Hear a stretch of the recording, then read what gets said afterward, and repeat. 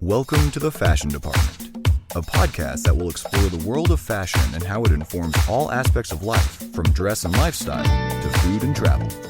And now, let me introduce you to your fabulous host, Tina Bercoli, a Greenwich, Connecticut-based wardrobe stylist and radio show personality with over 20 years in the fashion industry. Tina will share her take on style, trends, the business of fashion, and on being grateful. And now, here's your host. Welcome to the Fashion Department, a fabulous podcast where we talk all things fashion, and I have a fabulous guest today. I want to welcome back Miss Kendra Shea. She is a Dallas-based personal shopper and stylist working in the luxury sector. Welcome back, Kenny. Hi. We love having you in the fashion department chatting, and I want to jump right in with the scoop du jour, as I like to call it. So recently, in the past few weeks, past month or so, a very extraordinary, a very glamorous, a very, how do I want to say it? Very luxurious event took place in the fashion world, and it was Couture Fashion Week in July. It takes place every July, and it takes place in Paris. There was one show that was not in Paris, though, which we will get to in a minute. And it, all the heavy hitters are there. And why I like to talk about this, not just because, it's couture and it's high fashion. It is because this is where trends are born. And this is where everything in the fashion world, so anything you're going to see at Zara, at J. Crew, at doesn't matter where it is, it's somewhere, it's born here first. And you might say, well, how is that possible? It gets filtered down and changed and tweaked, of course. But the idea is born at Couture Week. So I want to just discuss a couple of the big ateliers and the big designers and what they showed. So I want to kick things off with Dolce & Gabbana. They kind of took things back to their Italian roots, which was kind of lots of lace and lots of drama. And by the way, all of these pictures and all from all the shows, even some of them you can stream live, they're available online. You just have to kind of type in, whatever brand, like Dolce & Gabbana Couture Week. And I would always type in the year, and anyone can see any of these photos online. They're probably in lots of magazines too, but I don't know if anyone reads magazines anymore. So what were your thoughts on Dolce & Gabbana Couture Week? Dolce, I always love. I personally would never do a full-on Dolce look from head to toe. I think it's a little avant-garde for me. It's a lot, right? Yeah. It's a lot. Yeah. But all in all, I always love Dolce. They always do such a great job. Their separates are beautiful. Their lace has always been beautiful. I enjoyed it. And I thought it was, I'm never disappointed. Yeah. I thought it was very true to their DNA, for sure. Like you said, lots of lace, lots of things going on. Lots like of things. And all the things. I would agree. I personally am not a Dolce & Gabbana customer, even if that were my budget, which it's not. But even, let's say something I hate to say the word knockoff. I'm going to say inspired by, which basically just means if I saw an outfit that looked like something that was on the runway at Dolce & Gabbana, and I saw this outfit at H&M, let's say, I probably wouldn't buy it because, again, it's a bit too busy for me. And I feel like I'm more of a petite little flower, as I like to call us, a small framed person. So it can be a lot, but it doesn't mean I don't enjoy looking at it. Okay. Also, another one of my favorites was Valentino.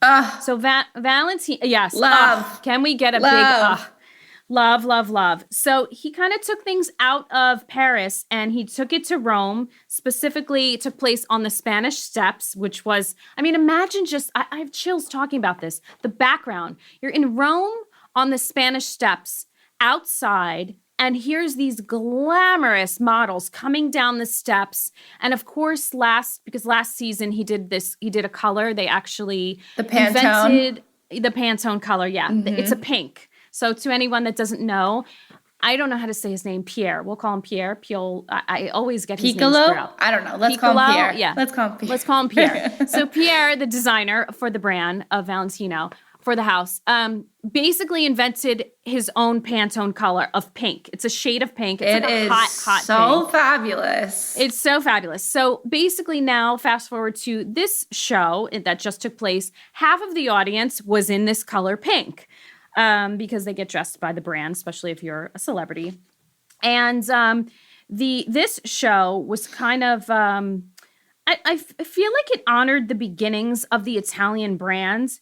And I think that's what he's trying to do and really honor Mr. Valentino, who retired many years ago. But I think because he still attends the shows and maybe even has an opinion or two about it, I don't know.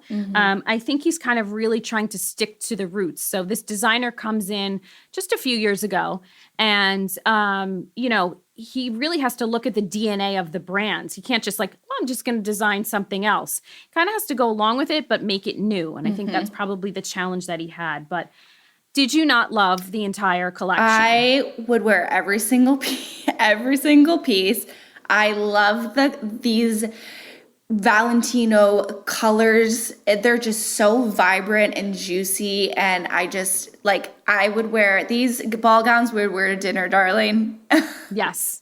We would find a place to go, or we would just have a dinner ourselves so we could wear these ball gowns. Yes. I agree. Oh my gosh. I agree. And then next on my list was Chanel. Can't not talk about couture without not talking about Chanel. So Chanel kind of continued to join the past and the present. And I feel like they did a great job, as always. Lots of rounded shoulders. Yep. Lots of sleek, long dresses. Of course, tweed. That's their sort of signature. There was lace. What I loved about it was this little section of models came out with kind of these long dresses, very kind of billowy, and then they had cowboy boots on. I loved it. Talk about a moment. And by the way, this is something we could do tomorrow. We could dress like that. And that's what I loved about it. I thought, well, there's my inspiration for my next dinner party. Yep. or whatever, or nothing, or just walking the dog. I absolutely throw on a long skirt with a pair of cowboy boots. I mean, I would do that anyway, but it just gave me another thought of inspiration. Were you loving that? Chanel, I love the show as a whole. Styling wise, I like bits and pieces. Okay, fair enough. Of each model. What did you not love, or what did you love? So I'm on the Vogue app. So if you don't have the Vogue app, you can download it. That shows all the shows. There is look 17 out of 45. It's this tweed, billowy shoulder jacket, cropped, and a sequin skirt with the cowboy boot. I think that was one of my favorites of the cowboy look. Yes. It's like the pink. Hold on, tweed. say that again. Sequin.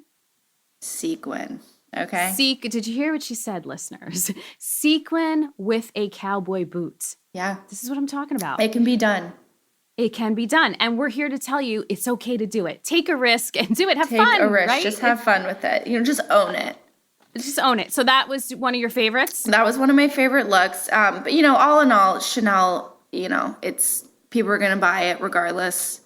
Right, because it's Chanel. But I feel like most people, once they start to invest in the luxury sector, first of all, we know it's usually small leather goods, right? It's proven, that's statistically proven. It's usually like a handbag or a wallet or a belt.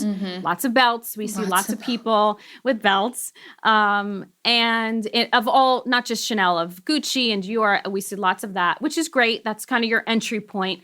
But I think that for me, the takeaway is always the ready-to-wear, the couture looks that you could make into ready-to-wear. So what do I mean by that? So couture is really, by the way, let's talk about this for people that don't know. What is couture? Couture actually means handmade or sewn mostly by hand. So it's something that's custom and done by hand. As opposed to ready-to-wear, that's what we find in the stores. So everything in a store that's all, quote-unquote, off the rack, that's considered ready-to-wear.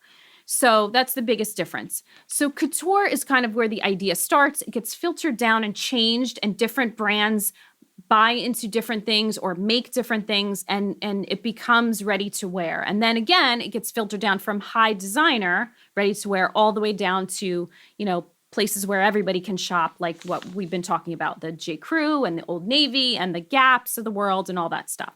So that's kind of the line, right, of succession. And so I feel like looking at couture, it gives you a peek of the designer's dream or vision, and then you can really interpret it however you want. You could say like, oh, I wear cowboy boots all day long, but you know what? I'm going to wear them with little cut-off denim shorts, or I'm going to wear it with a ruffly skirt, or I'm just going to wear them like the normal, it doesn't mean you have to wear it literally. So I think that's what I like the best about Chanel, and any of them really, but Chanel really gives you like a vision, and you could copy it literally or do the look for less. Here in Texas, we always have to find a way to put a cowboy boot in, but in a chic way. Yes, that's right. Yes. All right. And then lastly, Dior, which is my personal favorite. Dior for me, I think of the history of Dior, and I love, there's movies out. I think it's called Dior and I think it was called. Yeah. It's incredible. I've got books. I've got huge coffee table books about the history of it and all the different designers that have designed for the house of Dior. And for me, it's like, I just think like old Hollywood glam. I think they dress for a worldly woman. And this particular show I loved the set. So the set designer was a Ukrainian artist, which I think is certainly worth mentioning. And the set was called the Flow. And it basically meant it considers nature as an irreplaceable part of life. So I thought that was really lovely that they brought this Ukrainian artist in and incorporated it into, I thought that was really a wonderful thing to do. I definitely think that's what's special about Dior. Even on like their Instagram, they have these videos of the craftsmanship of how the bags are made or the sketching. And it really just lets you like immerse yourself in the whole brand and what you're buying is actually quality and handcrafted and all of that good stuff. And the show to me was, it was a little tan. Yes. So the color palette you're referring to. Yeah. It was. And we like color. Yeah, we love a little color. Hold on, I want to back up. So that you were mentioning that's on the Dior website? It's on their Instagram. Oh, on their Kristen Instagram. Dior Instagram. Yeah. Oh, so they always that. put up little reels or something of, showing how, a beaded saddlebag or Lady Dior bag was made, or how it's the made. Sketching of one of their high jewelry pieces. And I always love watching those little videos just because I just think it's so interesting, and I love seeing these fashion pieces being made and the hard work that these ateliers are going into to make your bag. It gives you a new perspective on it. It also sometimes justifies the price. Exactly. Or not. I'm like, do you see? It's hand woven. Right. These are the videos I'm forwarding to my husband. See, honey, that's why that bag costs so much. Yes.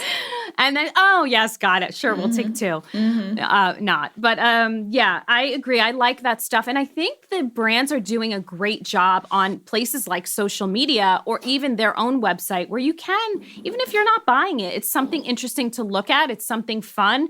I know one of my husband's friends who's absolutely not into fashion at all, but his daughter is. So often he'll kind of take some of my advice, or he'll listen to something that I'll say, and he'll take an interest in something like that and learning more. And he's like, wow, I never knew, and he's obviously interested because his daughter is in the industry as well.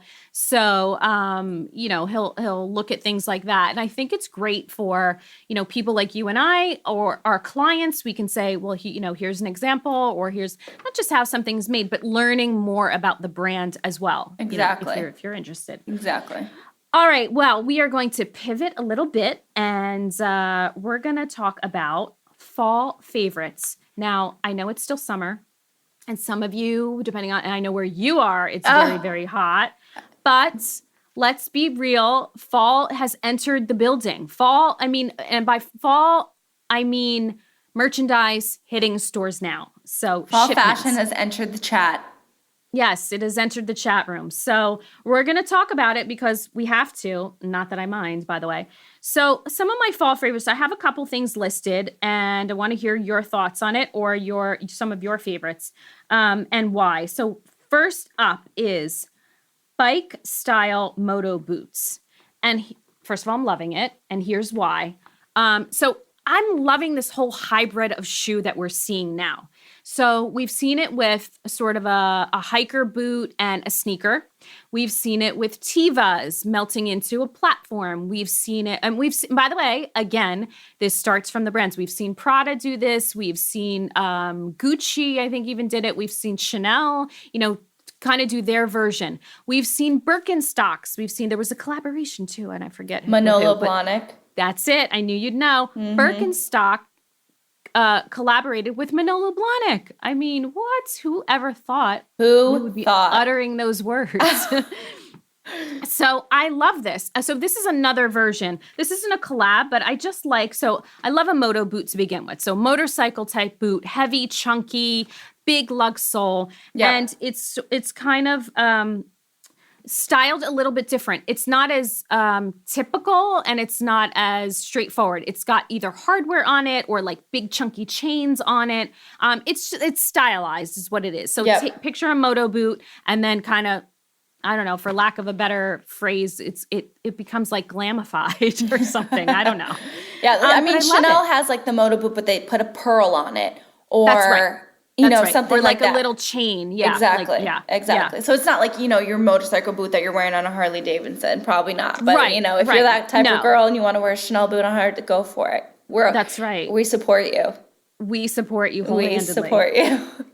Also, bomber jackets, which are back. Love bombers. Love a bomber jacket. I've always loved bombers. Same. And I feel like for me, they're always in my closet. So again, on trend just means accessibility. I always like to tell my clients that something on trend doesn't mean, oh gosh, I have to go out and buy all new things. No. It just means it's now going to become accessible. So if you like it, now's the time to get it. If you like it and already own it, shop your closet. There's no reason to kind of buy new. However, I'm going to say this, bomber jackets for me, I love a good vintage bomber jacket. So if you can find one, and you might have to do a little digging, kudos to you, because I love a good vintage bomber jacket. I think, first of all, it's going to set you apart. You're not going to see it anywhere else, unlikely. And it's fun to do. I love a men's bomber jacket. I love, and I also like an aviator jacket, by the way, which I feel are very close. Jacket. Yeah, they're kind of close, like they're cousins. So I love to put a little fur stole on a bomber jacket to make it a little chic, fancy pants. This is fancy pants coming out. I think a bomber jacket is like a staple that everyone needs to have in their wardrobe. It's I so would agree. easy Men to wear. and women. Men Yes. and women. Guys, you need black or brown leather, because I love that. And you can rock that with jeans. You could wear it with dress pants. You could wear it, in lieu of a blazer, you could throw on a bomber jacket and a collared shirt. With a button down, yes. Button down. Oh, how much would we love that? So handsome. Yes. Love it. Very, very. And ladies, it's like, love it with anything, over a little black dress, over, pair of ripped jeans and a t-shirt and a high heel, play around with it. I mean, it really is just another jacket. So, but I think if you find one that's either vintage or maybe it's embellished, I think you're going to love it even more. It's just going to become more special. Also on my list, fall trends is the power suit. And so this isn't new. We've seen this now for a couple of seasons, and why I'm loving it for women, I feel like men have always had a power suit. That's kind of been your go-to, guys. So now finally we get a power suit as well. And I'm loving the power suit for two reasons. One, you're getting more than just one outfit. You now then can split it up and wear it as separates. Two, I'm loving all the color. So we're seeing power suits in red, in hot pink, in purple, in lavender, not just black, gray, white, tan. And I just love color. So I think there's something for everyone. People that would never wear a suit before can now wear a suit. Why? Because now it comes in bright pink, wide leg, cropped pant with a little cropped blazer. I love a power suit that's a high-waisted pant, high-waisted trouser, with the oversized, maybe double-breasted suit jacket that you wear open, very like casual, have a high shoe underneath. I think it elongates your leg. It's so chic. You can wear it day to night, it's just amazing. It's awesome. I love it. And I will say it's this, very chic. it's very chic, and I like all the different styles. Like you mentioned, an oversized blazer, which is often called a boyfriend blazer, paired with shorts or a skirt or a pant. And I want to mention Zara is doing an amazing job at the power suit. So if you're looking for this and you want to shop this trend and not spend a lot of money, I think it's worth investing in if you know that's what you want and that's what you would wear. I think if you're trying it, you certainly need to just dip your toe in the water and definitely The water is fine. Yeah. Come on Yes, in. yes. All right, also on my list, the return of color. Amen. We're done with the Amen. beige and the neutrals. We like It's never that. left us, Tina, but for your listeners, That's true. It's okay.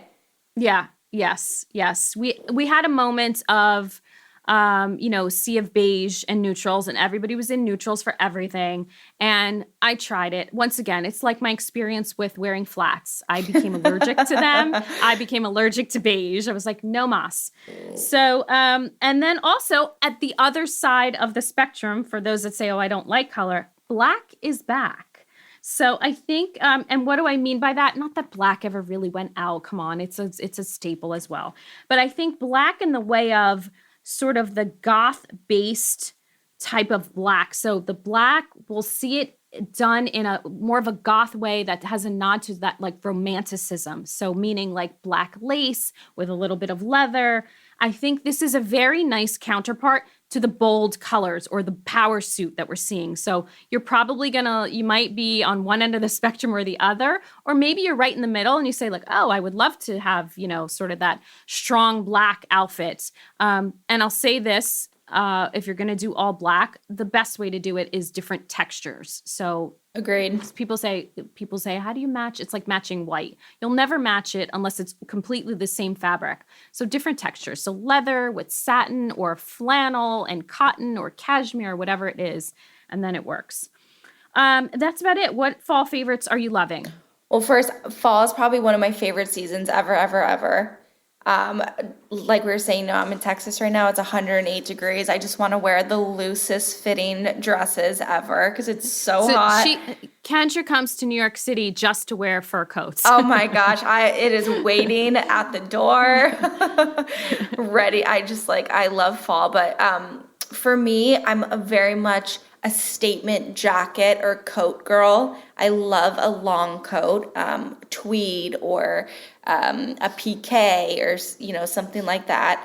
I love a cashmere turtleneck. I think having really good quality cashmere turtlenecks in your closet to pair back with, your power suit or your sequin skirt that we were talking about. Even just a pair of jeans. Or a pair of jeans. I think I love a cashmere turtleneck. What else do I love? I do love them. By the way, I also like the fact that cashmere, speaking of cashmere, there are different grades of cashmere. So you can find cashmere at different price points. Absolutely. A lot of people think it's just very expensive.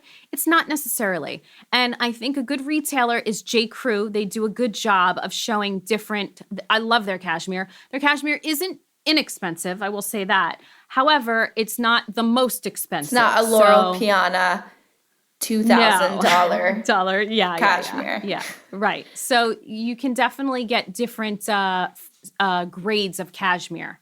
Go ahead. Actually, last year I got all of my cashmere turtlenecks at Aritzia.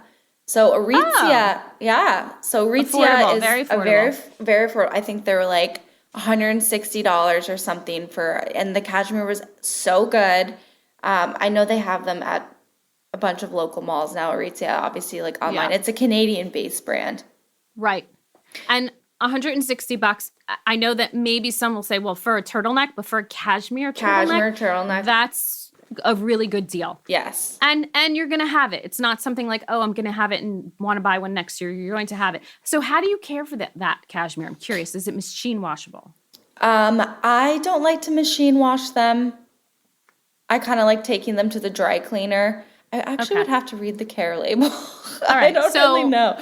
But you have to comb them if they get bally, just depending on, you're aware of them or whatever. But for me, I like to fold my cashmere sweaters so they don't loosen. They don't Right. And then I take them to the dry cleaner and have them shaved if they become, really little, worn like, looking. pilly. Yeah. Pilly. Yeah, thank you. That's the word, That's pilly. something I think that people should take into consideration. So cost per wear, like, okay, I'm going to spend this much on it, but then I'm going to have it dry cleaned. So that's something to take into consideration. And you might say, oh, you know what, it's not for me. Moving on. That's okay. There's another fabric that is for you, Yeah. and we'll tell you. And we will tell you. What else? Anything else you're loving? There are some like very soft turtlenecks from Zara that you can machine wash. So for all of our listeners who love a good hand wash or throw it in and easy, I know Zara does have some.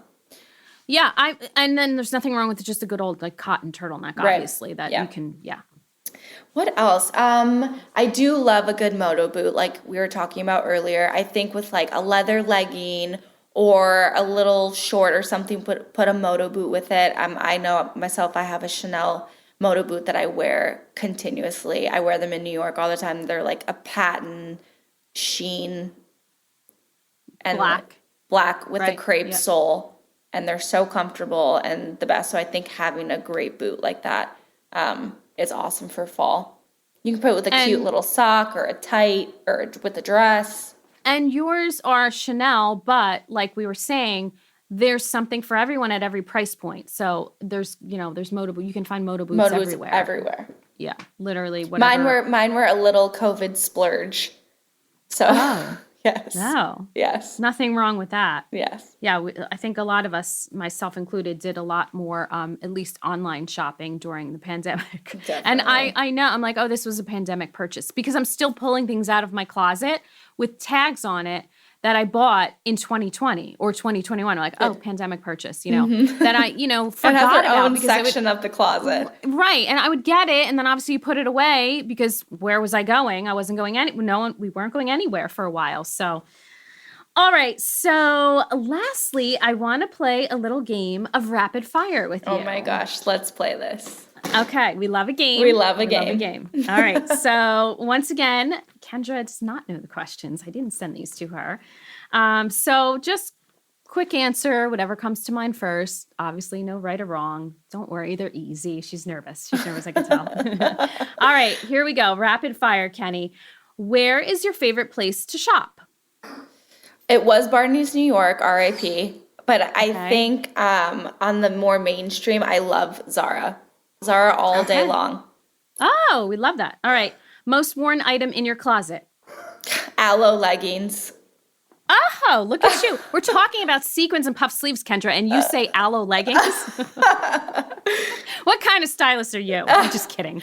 Okay, maybe my Prada slides. Let's do that. All right. Favorite online website to shop? Farfetch.com. Oh, we love it. Best department store? I would say Nordstrom. And why? Nordstrom, because there's really something for everyone at every price point at Nordstrom. And, they have great sales, and you get your Nordstrom notes, and it's like, you get your Nordstrom note in the mail. It's like Christmas. Like, woo, what am I going to buy? Yeah. I'm going to like the beauty counter. You get your little baubles, your earrings. They have a great shoe selection. Customer service there was amazing. Nordstrom has just always been it for me. Yeah, I would agree. It's not if I'm going bougie department store, it's definitely not Nordstrom. However, they do have bougie things there. They have high-end things, but they have also lower-end things. And you're right, something for everyone. I also want to say, quick note, as if we're talking about Nordstrom, I just learned something yesterday when I was in a Nordstrom. So they have a Nordstrom app, which you can certainly shop on. However, if you're in the store like I was, and I found something and I wanted to buy it, pay for it with my Nordstrom card. By the way, we don't work for Nordstrom. But you want to pay with your card, and I didn't have my card on me, because I had a little tiny bag, and I said, oh, can you look up my account? And they said, oh, no, just open up the app. There's a little QR code that they scan that has your... Wait, stop. Like yes, dangerous. Why'd you tell me that? I'm going to Nordstrom today. You just open up the app, and you open up, and then there is your card, because your card's going to be on file in the app, obviously. Well, it is anniversary sale right now, so all of our listeners... anniversary sale. Actually almost over. So, but anyway. All right, back to rapid fire. Favorite city to shop in? New York. Yay, I knew she was Love going to say that. Yes. Best gift you've ever received? Ooh. This is rapid fire. I don't know. My puppy to myself. Oh, I'll answer for you. One of your Chanel bags. That was a gift. True. Okay, moving on. forgot, yes. We'll leave that there. Okay, yes. Best gift ever given. You've ever given. I think we bought my dad a trip to Aspen for Father's Day. My brother and I did. Wow. All right. Lovely. All More right. sentimental. Favorite silhouette to wear. I like anything that comes in on my waist, so more of like an A-line silhouette. So or a something nipped in at the high-waisted pant. Yes, nipped in at the waist. Okay. Jeans or dresses. Dresses, 100%. Baseball or bucket hat. Baseball. I just got a Prada one and I love it. Of course, Green. It's Prada. Navy or black. Ooh. I've been really into navy recently. Okay. Navy it is. Best place in Dallas for after shopping drinks. Oh my gosh, there's actually so many. But if you're in Highland Park Village, I would say either Monkey Bar on top of Mi Casina or Honor Bar. I just love sitting at the bar and get a glass of wine. Okay. Well, then I guess we have to say best place in New York City for after shopping drinks. What is your opinion? I mean, we love a Polo Bar. I'll tell you mine. For after shopping drinks, it's Bergdorf Goodman. Go all Bergdorf. the way to the top. Yeah. The BG restaurant, because it's open during the time that the store is open. So we're not talking dinner. We're not talking later. Okay, we're yeah, talking BG. right after shopping. You're right. Yeah, BG. BG. All right. Agree.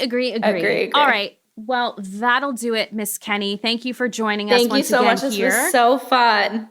So fun. Come back and visit us here in the fashion department. Bye. Bye.